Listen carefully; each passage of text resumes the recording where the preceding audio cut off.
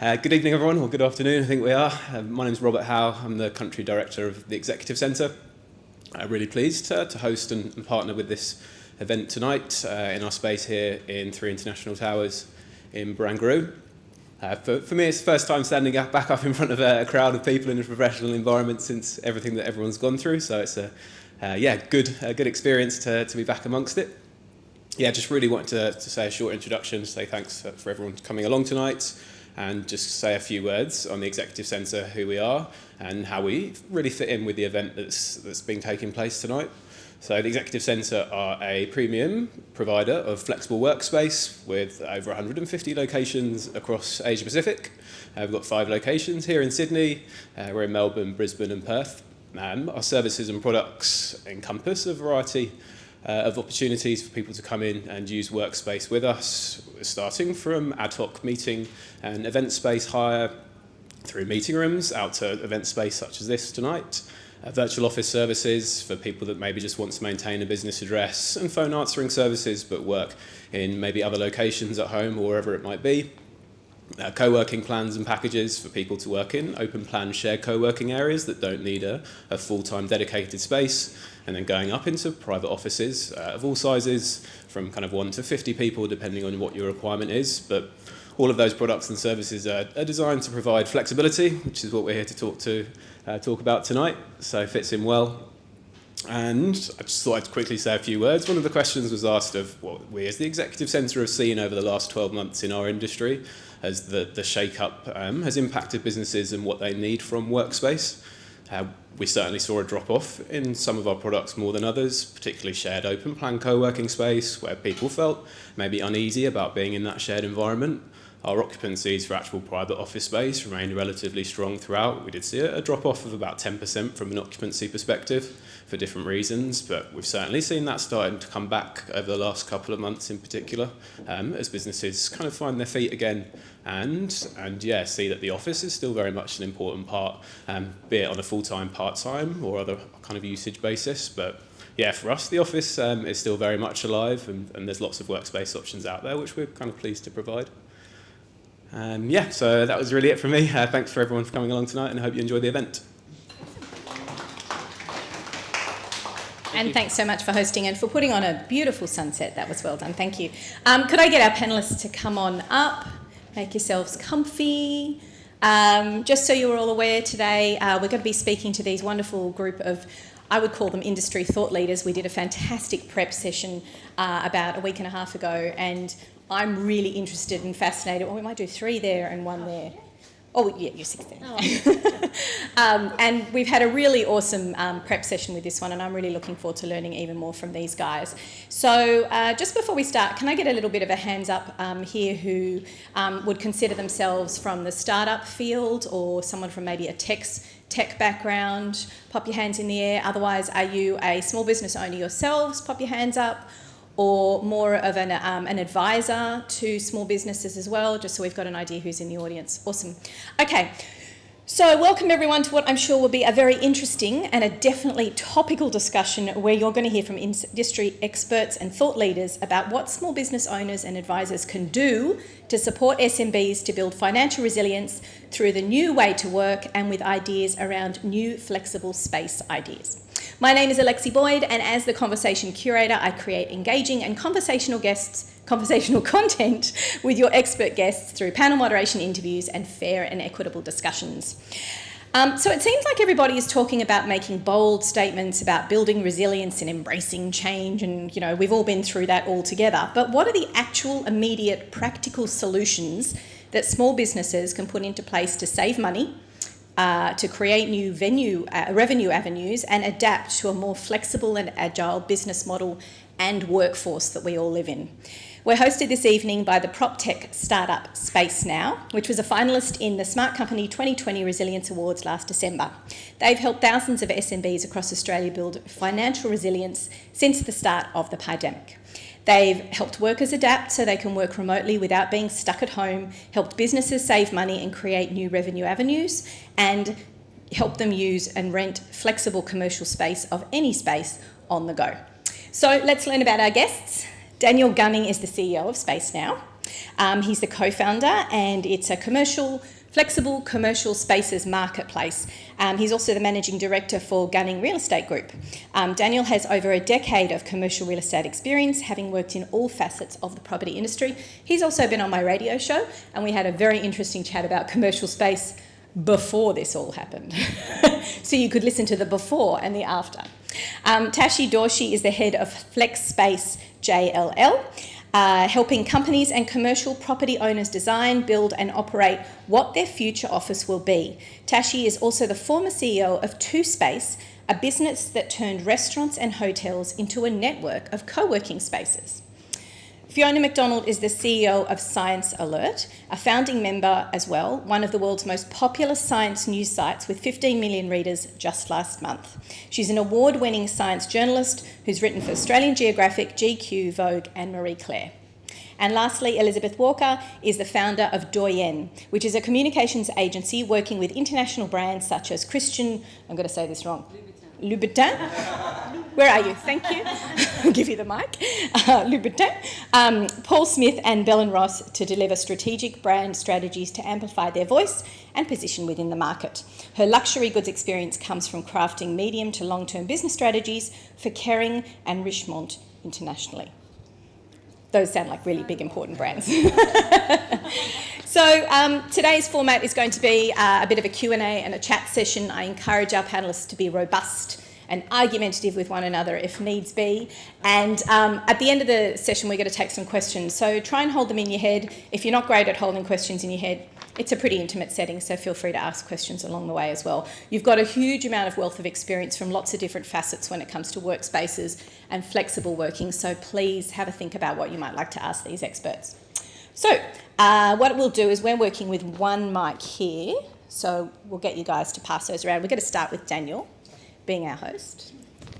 So Daniel, let's start with you. So what's changed?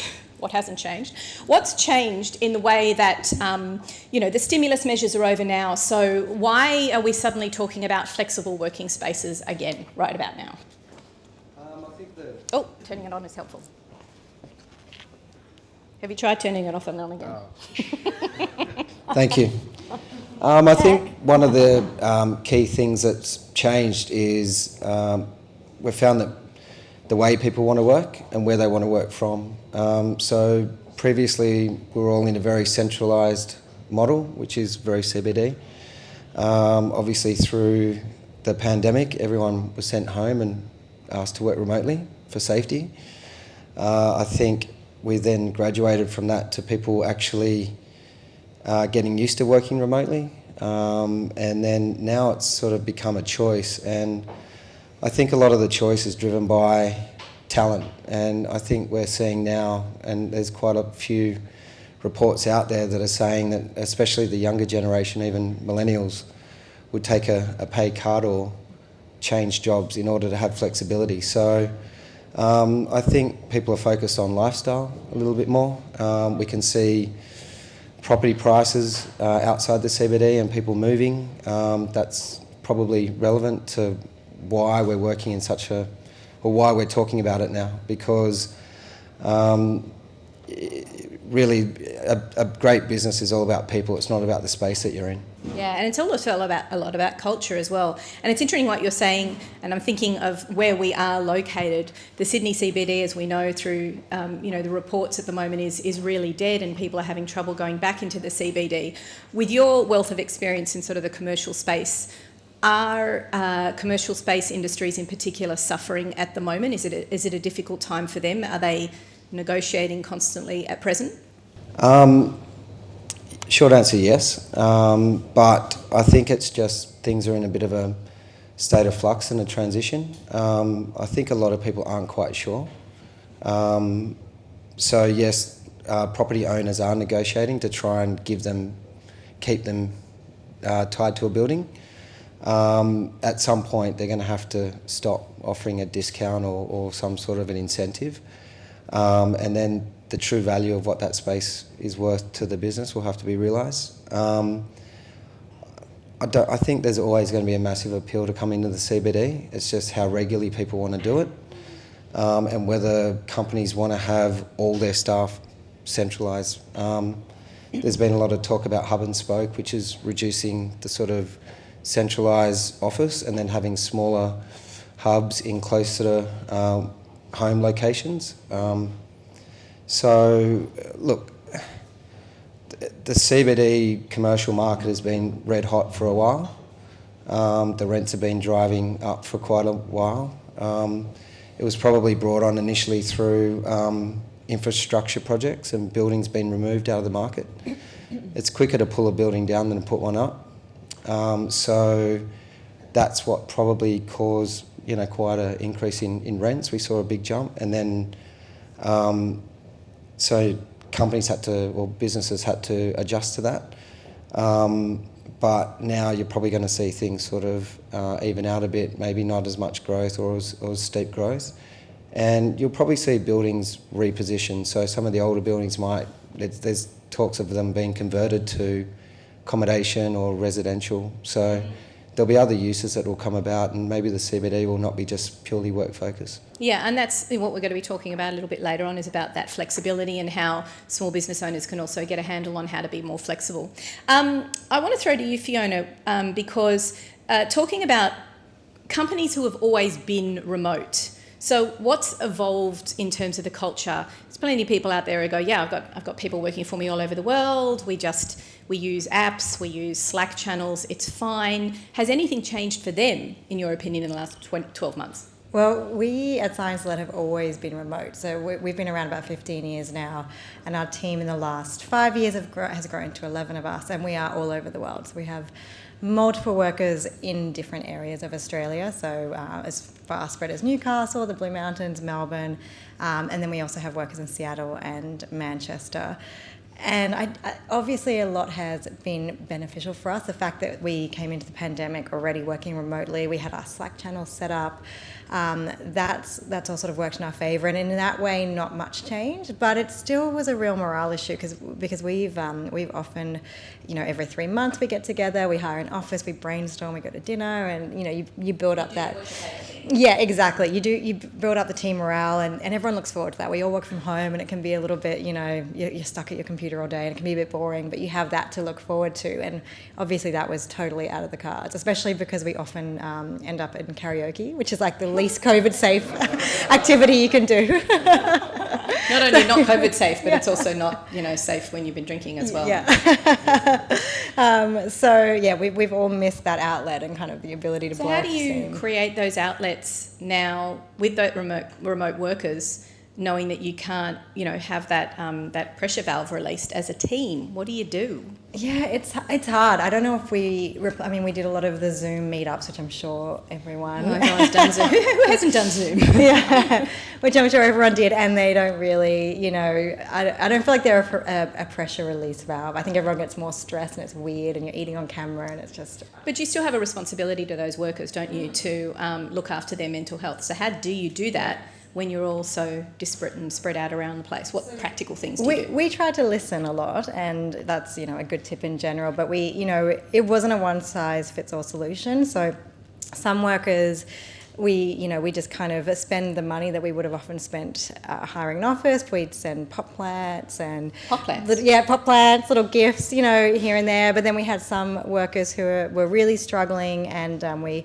sort of helped them have time off to set up a mental health plan. And it was kind of a case-by-case system. And I don't know that there was a perfect solution where anyone came out of it going, oh, yeah, it was the best year ever. I felt so connected to my team. I think it was hard for everyone, but we ramped up our kind of one-on-one manager check-ins with the team, and just did a lot of anonymous little touch point survey feedback things. Anonymous, I like that technique, that idea of just being able to give some feedback about the culture, because how many times, even when we're in a workspace with our team, do we even ask that question? I put my hand up and I rarely ask it's usually my colleague who turns around and hits me over the head and said, you're being horrible, stop it. So those anonymous surveys are good, and they make it a safe place. I wanted to ask you, Elizabeth, as well, and I'm coming to you, Tashi, in a moment to give that real global perspective. But Elizabeth, you have a similar situation in that the Doyen PR team have always been flexible. Have you noticed any major changes?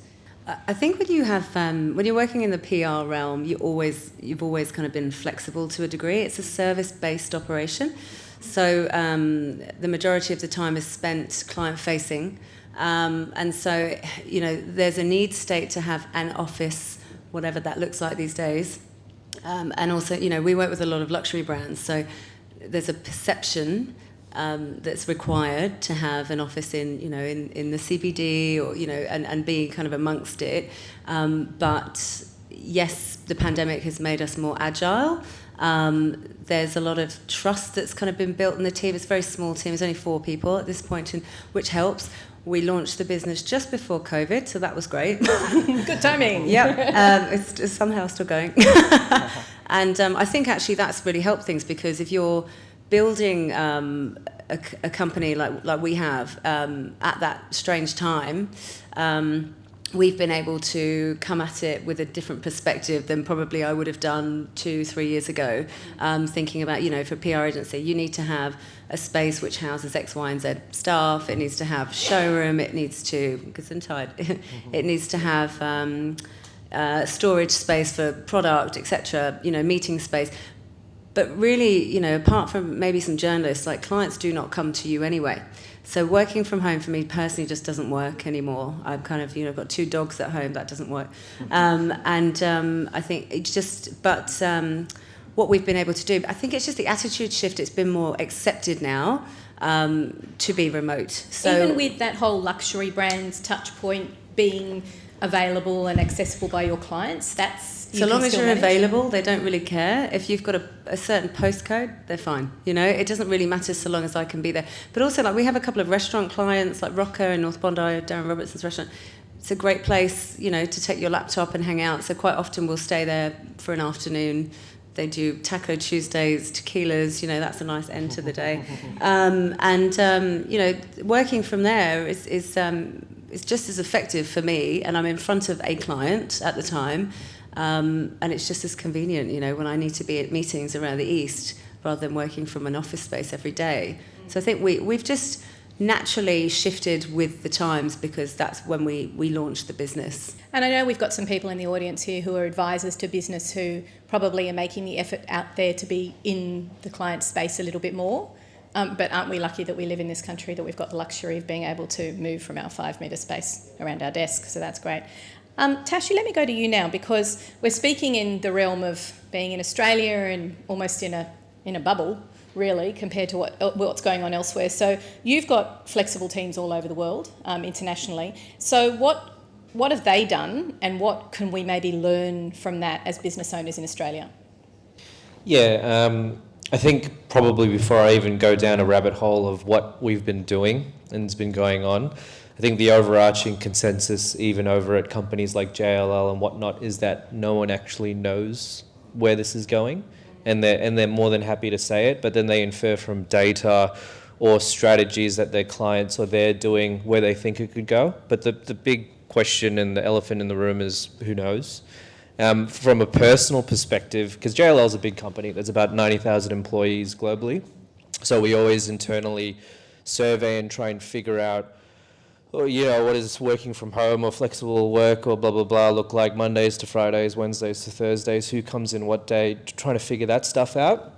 And I think at the beginning of COVID, it's hard not to, because grass is greener on the other side. Everyone was like, this is great, I don't need to come into the office. But then to the tail end of that and to where we are now, everyone's kind of like, oh, I kind of need to get away from home. Again, personally, I kind of like the relationship that I'm in, and I need to be able to work from the office to keep that relationship. Maintain the relationship. And that's not a poor reflection of my partner if she ever sees it. She's great, but if I work from home and she works from home, we don't live in a big house. We've got an 11-year-old running around. We've got a dog. I'm on the phone a lot. She's on the phone a lot. It's kind of like, And then she sees a side of me that she's like, I had no idea you were like that. And I'm like, well, it's a big part of my life, but you get to see me when I'm kind of relaxed. And so I guess where I'm coming from is that, and actually tangent, today was in a few interesting meetings and heard a few interesting things where companies even like Atlassian or whatnot, that are very tech focused, they're happily throwing out there their head of workplace and whatnot, that After all the surveying and after, however long we've kind of been figuring out what's going on, and we've been quite lucky here in Australia and Sydney, especially with the whole pandemic thing, that globally around 2/3 of their workforce is going back to the office 2/3 of the time. So a fraction of a fraction. So they're still trying to figure out what that means for culture, which is why the people on this couch here is probably more interesting than me in that regard, because they've been doing it. Even if it's on a smaller scale, sometimes you got to do stuff that doesn't scale in a large company to figure out what works, and then you figure out how to apply that. It doesn't even have to be applied to a big company. You just figure out how to apply that within little silos and teams of that company. If that works, then it's kind of on the individuals and the teams there to grow that, because that's kind of on the people. You can't really top down. Well, that's what I was going to ask you about, actually, because in terms of the practical solutions, is it a matter of everybody sitting down together and you have a collaborative conversation with your colleagues? What does everyone want to do, and we'll come to an agreement? Is that work better in an experience of that size than the management going, we're doing 2/3 of 2/3 and that's it? I don't know. But what I can say is that what people are doing, so our teams globally, and what landlords are doing, the best way to imagine it is the executive centre, who's kindly hosting here today, as was introduced earlier, they're a flex space operator.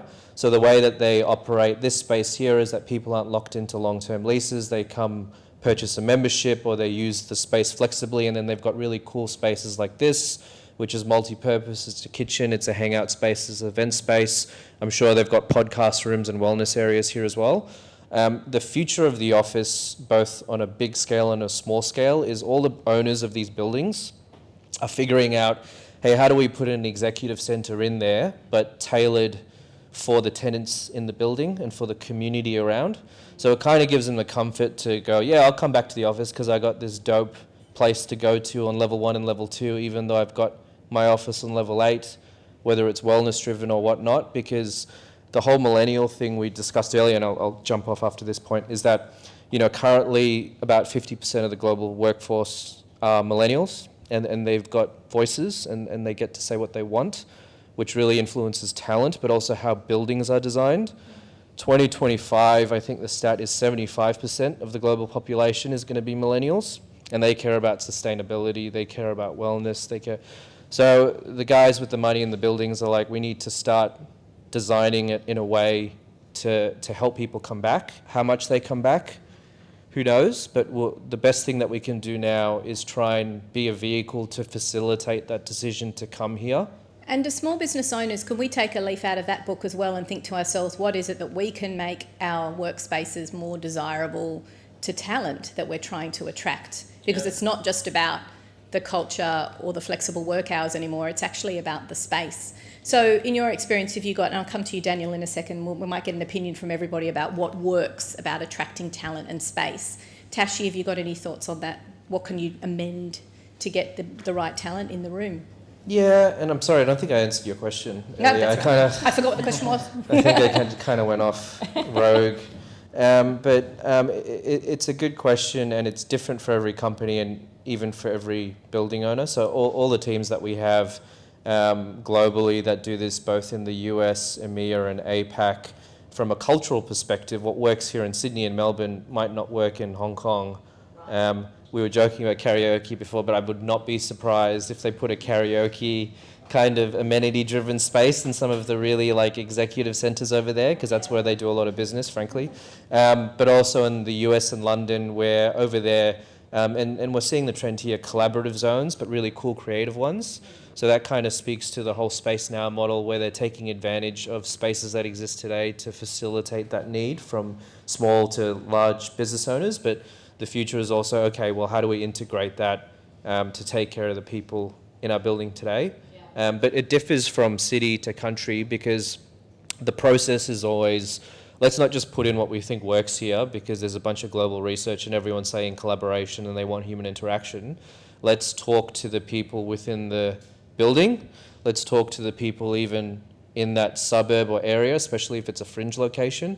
And let's even see what kind of offerings and services scattered around it to complement it or to compete with it, and then build it that way. But there's a lot of stakeholder engagement to even ask companies in the building, hey, what does talent It retention takes look like time, for you, yeah. and how can we help you do that? Yeah, and But- relationship building as well. Oh, yeah, like what you're exactly. saying about it takes time to get around to all the things, and it's not. I mean, Fiona, you're well ahead of yourself with the indoor plants. Clearly, I mean, that's just about making a space that is well and comfortable. Daniel, if I could just go to you, and we might just go along the panel a little bit. What do you do to attract talent in terms of space? So for me, one of the reasons why with Spacenow, why we started from the very beginning was to try and even the playing field a You little sure bit. it wasn't because you could see into the future and you knew that Curator Yeah, there was that coming? too. I had an epiphany one. No, it was, sort of having come from a small business or a startup business, in terms of it's a family business, real estate business that we've built from ground up. Obviously been competing against international companies and brands constantly. And I think I used to just get a bit pissed off that, I would have the same knowledge and, we would know all the same information, but we didn't have the level 26 harbour facing boardroom to be able to do that presentation. And, sometimes it was bits like that that gave people reassurance that they were dealing with a bigger brand over a smaller brand. I think now with technology, like we can all have a great presence on the web. We can present ourselves really well. And I think if talent feel like they can have a impactful space that they can win business, then there's no reason why they should feel like they need to work with a big company just because they've got the best address. Yeah. And I think that the other good thing is, we've had people leave not because they didn't like the business, they just wanted to go to a different place to work. They wanted to try working in the CBD or working in North Sydney and something like that. So for me, it was like, well, if I could just give you access to spaces to work elsewhere but still be with the business so you can move around and feel invigorated and refreshed because you're working from a new location, for me, that would be a great way to retain talent, as opposed to where big companies are a bit more rigid. They might say, no, you've got to come and work here, where a smaller business with accessibility, hopefully through a platform like Spacenow, you can actually let people, give them more freedom to work around. And I've actually had a few chats with Tashi because we met before he went into the big corporates. So he and I, The evil side. before he sold out, yeah. So he and I have gone different directions. I sort of started there and said no, and he's gone in, which I don't know why. But we sort of spoke about it, trying to develop some sort of a space pass or giving, in terms of, well, just, allowing people to be able to move around. So again, come to the executive centre, come and, utilise their, all sorts of different locations, like a gym, exactly. So it's happened in other industries. So, that's sort of... The space pass, I think, is going to catch on because it's a life... Nobody use that. Yeah. Well, Trademark. It's really simple. It's a lifestyle decision now. So the same as how you get your phone allowance, your car allowance, blah, blah, blah, in your contracts.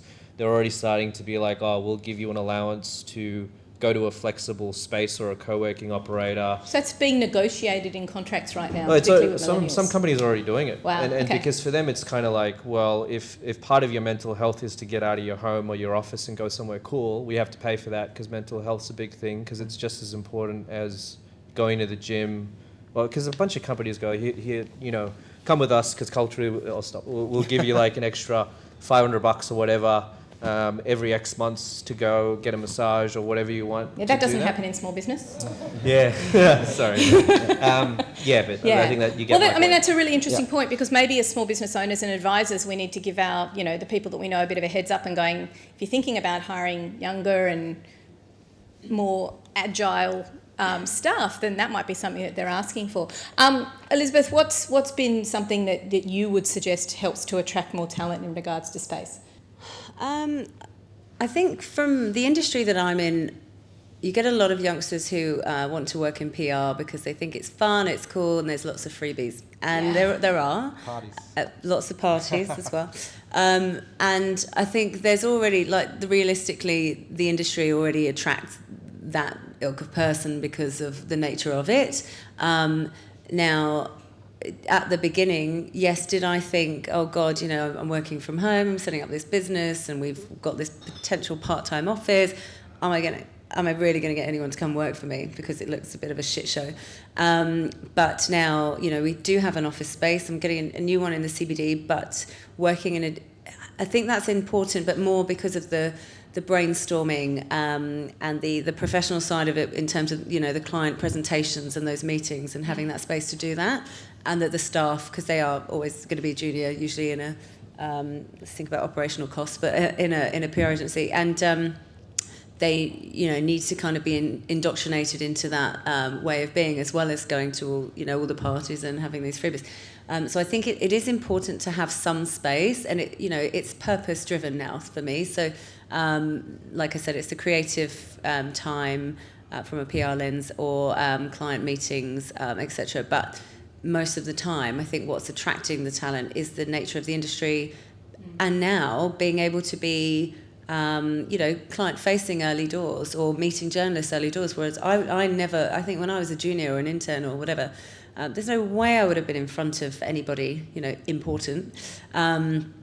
But now I think, oh, sod it, you know, we're more of a collective than an agency, I'd say. And I think it's really important that they come along the journey, especially with a small business. Well, yeah, and Fiona, you've run with teams quite a few times. I wanted to ask you about the importance of coming together to be able to mentor younger members of your team. Is it important to have that collaborative aspect? It is very important, and that's actually one reason. It influences our hiring strategy, not being in the same office, because we can't really take on interns and we can't really take on junior staff members unless we have the capacity. We have, you know, 5 years ago we had an intern start who's still with us now, but we took the time out to all fly into Sydney, right, and we all stayed in the city for a week. So in the current aspect, you wouldn't take on an intern because you can't. It's too hard. If someone's super green, you know, super green, but you can't really train them in everything they need to know. It's sort of, you know, if they have very similar cultural values, you can potentially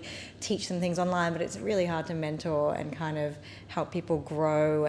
So that is something that we talk about, you know, as a risk going forward and a struggle going forward, because how do you sort of develop this up and coming talent? How do you hire juniors? How do you train juniors if you can't be in the same room? And we shouldn't say that juniors are always millennials. No. There's plenty of older generation who are juniors who are coming into the roles from that end as well. Yeah, so that's challenging. But we've actually had the same thing with the same intern. So she came straight from an internship into ScienceAlert, and then wanted to leave because we all work from home, and she's like, yeah, I love it, but I'm kind of bored and I want to work in an office. So we get her a monthly pass to a co-working space in Melbourne, because she's in Melbourne. So I think that, you know, being flexible, it's hard though. I think the one thing you can do to attract millennials or younger people or new talent potentially is you know, realize it's not about you as a business, which I think is challenging when you're running a business and you put all your money into it, and you know, but people, we found for us, it's not about, you know, we've looked into, like, you know, giving people gym memberships and all that stuff, and at the end of the day, everyone actually has their own lifestyle. They all have their own hobbies that they want to do, and I think instead of trying to make them fit some cultural model where we all go to the gym or we all do something, letting them do their own thing, whether it's go to their own workspace near them, or if it's, you know, we have one girl who leaves early every Thursday to do like Lyra classes, which is hoop acrobatic classes. Okay. Yeah. So I think letting people do their own thing and just being really open. Yeah, that's a really good point, actually. You can force people into a Fitness First membership, or you can say, have some time off to do your, what did you call it? Lyra. Okay, that's a thing. Okay. Now I want to get some, just to sort of talk about the ideas of flexible working spaces. I know everyone's really keen to come up with those sort of creative spaces of working. So Daniel, let's kick off with you first, because being the expert in the space, what are some really creative ways that you've seen people do different things with the space that they take ownership of as a business? I think as, look, Tashi sort of touched on it. I mean, obviously it's bigger spaces that are really sort of able to adapt. I mean, smaller spaces, you're probably a little bit limited. Will I turn my chair this way, or will I turn it that way? Yeah, exactly. You don't have as much ability to do things. But what we're probably, the companies that have got the biggest challenges at the moment are those that, say, have a bigger footprint, that aren't using it as much and they're now looking to reduce, and then they are in a lease, so they're going to have to work out what are they going to do with that excess space. You can put it on the market and throw it in the sublease market, which is at an all-time high right now, which is just what everyone else is doing. So is that pushing the prices down for the sublease opportunities? Well, yeah, it will, because I mean, some companies will happily take half rent if they can offset half rent and things like that. So there are opportunities there, but you know, other ways to look at it is to actually adapt that space and maybe make it into a collaborative space, which you can invite, as Tashi said, maybe there's other businesses within the area that might need a space that you have. One thing that we've seen through pandemic that's maintained and been quite strong or very strong has been the first thing to come back, and what's still very strong is meeting spaces, and there's a real lack of them. You'd be surprised in the city there's plenty. Correct. You go out into the outer suburbs of Sydney and there's none. So that's the thing. So, I mean, a lot of places where we need the spaces, there isn't any space. It takes a little while for people to actually get the stats and the research and go and create a space, like the groups like that Tashi works with, or, you know, executive centres. So people can actually adapt their space and put it out using a group like ourselves, and a bit like an Airbnb model, which is those people that had extra bedrooms and actually put it out so people know it's there, and let people come from the outside community come in and use it. And then, you know, they'll be surprised how much demand there is out there for people that actually are looking for work, meeting rooms and workspaces in your non-typical areas. Do you think councils have a responsibility to provide their local small businesses with workspaces in their local area if we're trying to get people working and living closer to home? I'd prefer council not to go near property. Look, I've worked in the inner city, and you know, and this is not. I think council have best intentions, but there was a section on Oxford Street which Sydney Council owned a lot of buildings, and that part of the area really struggled because they offered a big discount, and then private property owners were struggling to actually get rents up, so their rates and taxes were getting much higher, but they couldn't drive the rents because there was a subsidised building out there. So I think it's best to let the private sector handle that. I think they just should be a little bit, make the process of, if somebody wants to adapt, not be so rigid on regulation and allow them to adapt. And I think it's the same with building owners. I think they've got to, most leases, people get very concerned, oh, well, can I sublease? Is this subleasing? What are my rules? I think anything that's going to help a business maintain or pay the rent, either council or property owners should embrace that and support it. Yeah, all government agencies should know that it doesn't do anybody favours to put people to give out a of business. discount, you know, or you've got to go and discount everyone, give everyone a rate. Yeah, cut. That's a good point. Elizabeth, you had some nifty ideas. You're in PR, so tell us some of the funky things that small businesses have been doing to change up their spaces in a way. Well, I know with Spacenow particularly that ghost kitchens or dark kitchens are quite a big thing. And we did something on a similar vein with, a restaurant client of ours had a guy called Toby Wilson, who's known as the Taco King in Sydney, apparently. But they're pretty good. He ended up coming in because the space wasn't open on a Tuesday at all, and coming in and kind of using that space as a kitchen. You know, obviously we PR'd it, and there were queues down the road, time out, all the what's on media. You know, for him, that was a way to get his kind of name out there, his name associated with the chap who owns the restaurant in the first place, and to reach a new audience, because he didn't have the funds. He has a truck. He doesn't have the funds to have his own commercial kind of kitchen. And definitely, you know, a way to reach a new audience in the eastern suburbs, which is one thing. The other guy, we've got a client who's Australian Sunny's brand, and he's quite agile and pivots a lot, all these buzzwords since COVID, and he was spending a fortune on pop-up stores. So he does most of his trade online, but pre-COVID, you know, he had these pop-up stores planned, and then he had to pull out. There's no footfall in these areas. And what he's done is, which I suspect is a slight tax write-off, I was saying, is that he's bought a Land Rover Defender, and he's wrapped it with branding, and he's kitted it all out. So it has an awning, it has mirrors, it has drawers inside for the product. and he's driving around the beaches and selling the product direct to consumer, which actually I think is really smart.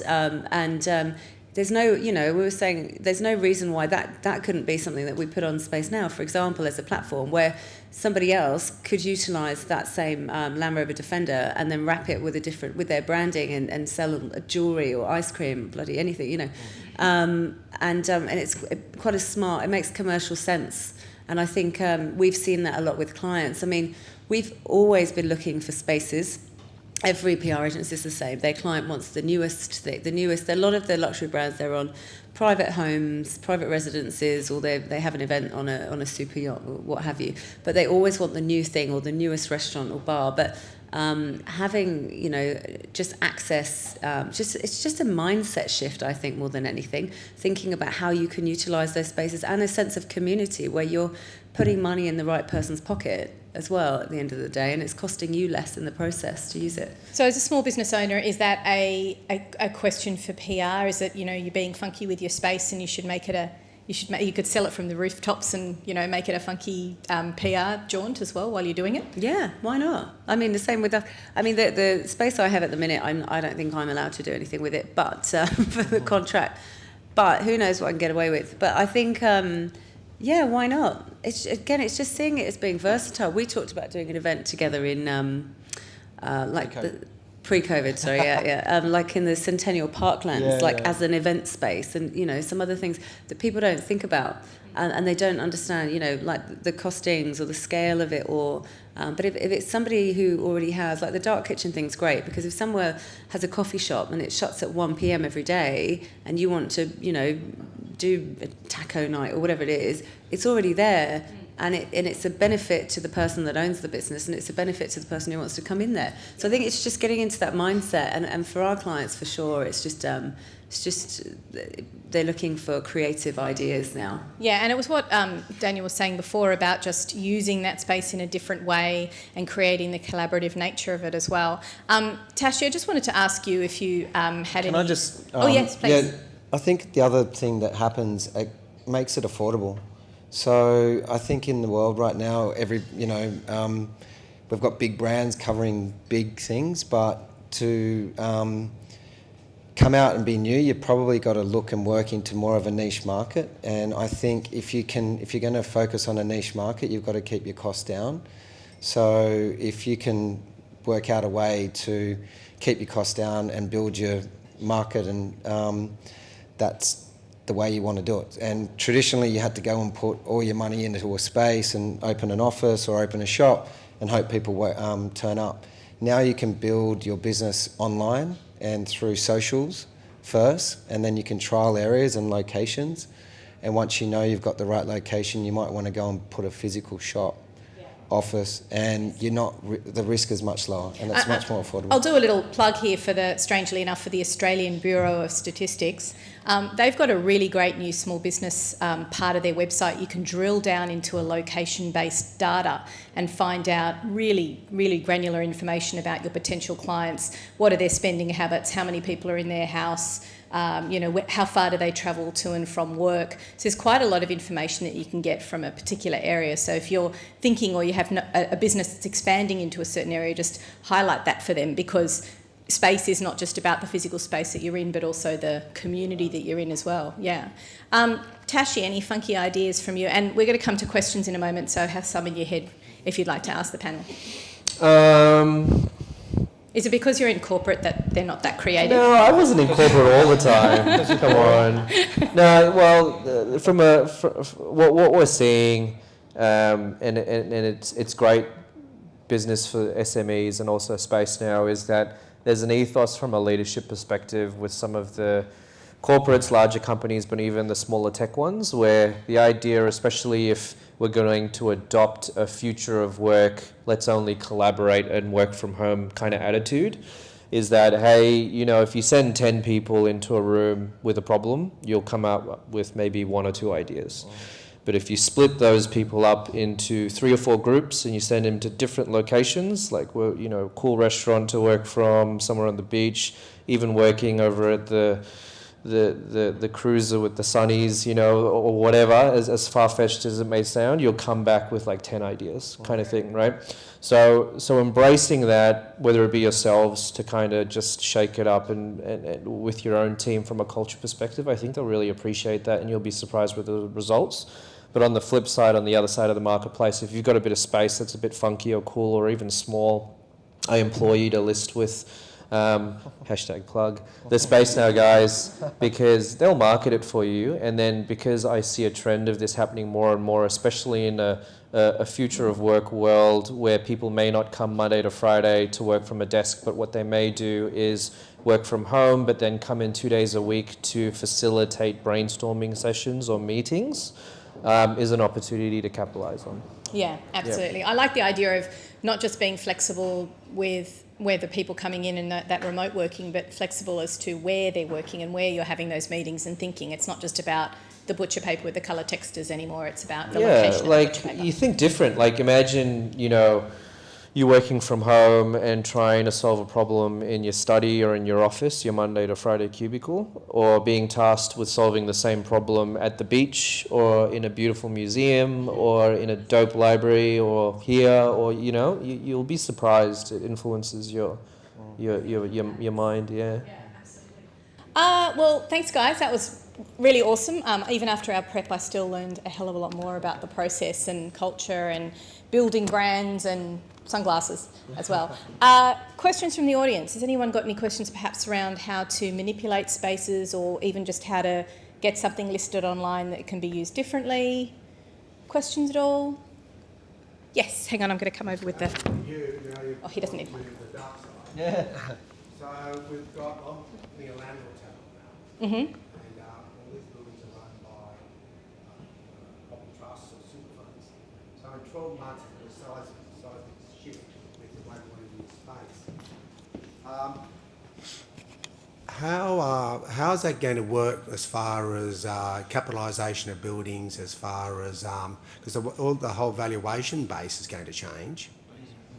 Yeah, it's a good. Oh, sorry, you were going to add something to that. No, that's because the banks have yet to come to terms with it.